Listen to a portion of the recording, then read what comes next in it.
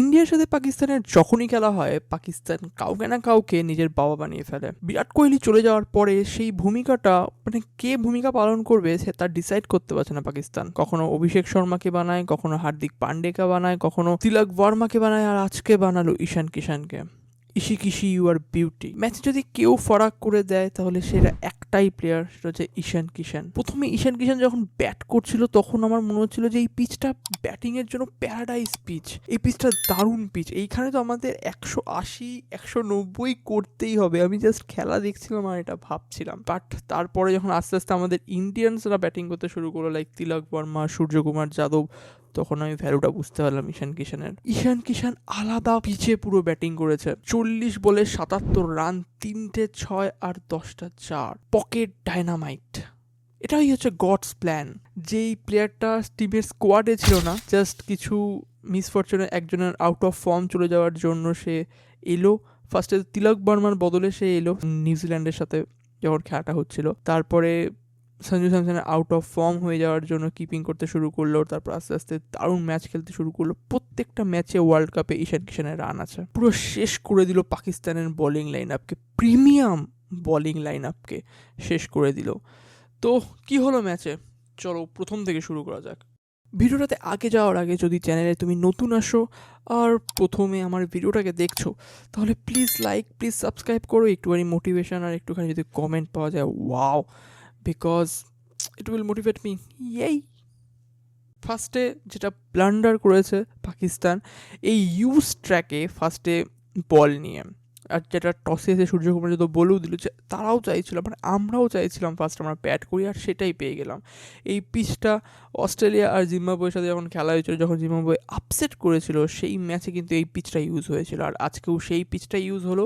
ফার্স্টে তো অভিষেক শর্মা আউট হয়ে গেল সালমান আলী আগার বলে, যেটাকে মারতে গেছিলো, বাট ক্যাচ আউট হয়ে যায়। শাহিন আফ্রিদি ক্যাচ করে নিয়েছিল। বাট তারপরে ঈশান কিষান একটা ঝড় বইয়ে দিল পুরো প্রেমদাসা স্টেডিয়ামে। আর তারপরে তিলক বর্মার কথায় আসে, তিলক বর্মা আর সূর্যকুমার যাদব দুজনেই অ্যাঙ্কারিং করা শুরু করে দিয়েছিল। বাট আমার মনে হয় দুজনের থেকে যদি একজন অ্যাঙ্কারিং ইনিংস খেলতো, একজন যদি মারতে যেত, বিকজ আমরা যদি 155-65 করতাম তাহলেও ইনাফ ফর দেম, লাইক এটা ইনাফ। টু বি অনেস্ট, আজকে ইন্ডিয়া 13 ওভারের পর থেকে আর মানে খেলেই নি, বিকজ আমরা নেক্সট ম্যাচের জন্য প্রিপারেশান নিয়েছিলাম। বিকজ তিলক বর্মা বল করছিল, রিঙ্কু সিং বল করছিল, তো বোঝা যাচ্ছিলো যে ইন্ডিয়া মানে নেক্সট ম্যাচের জন্য এটা একটা হিউমিলেটিং বলা যায়। মানে কোথাও টেক্কা দিতে পারেনি পাকিস্তান। তারপরে শিবম দুবে এসে 17 বলে 27 রান আউট হয়ে গেছে। রিঙ্কু সিংয়ের সাথে কিছু চলছে মনে হয় শিবম দুবে, বাট দারুণ খেলেছে লাস্টের ওভারগুলোতে। আমার মনে হচ্ছিলো হয়তো 160-61 আমি ধরে রেখেছিলাম, যে কারণ পিচটাতে যখন বুঝতে পারলাম যে কতটা কঠিন হচ্ছে, তাই আমি ভেবেছিলাম 160-170 করলে অসুবিধা হয়ে যাবে। বাট রিঙ্কু সিং বললো hold my beer.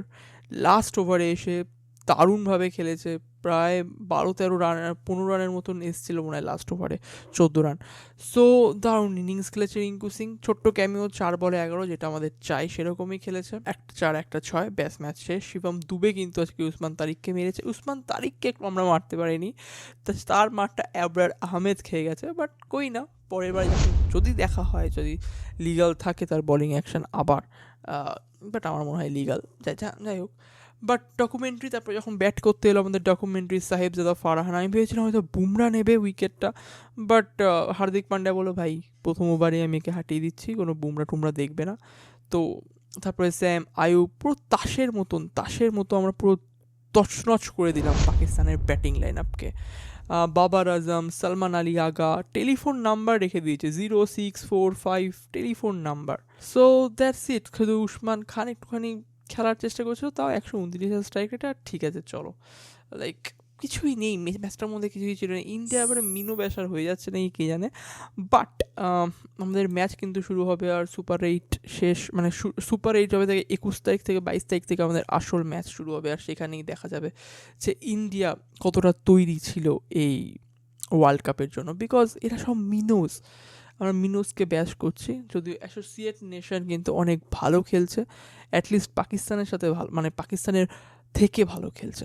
But let's see. আজকের জন্য ভিডিওটা এতটাই। যদি ভিডিওটা ভালো লাগে please like, please share and please subscribe.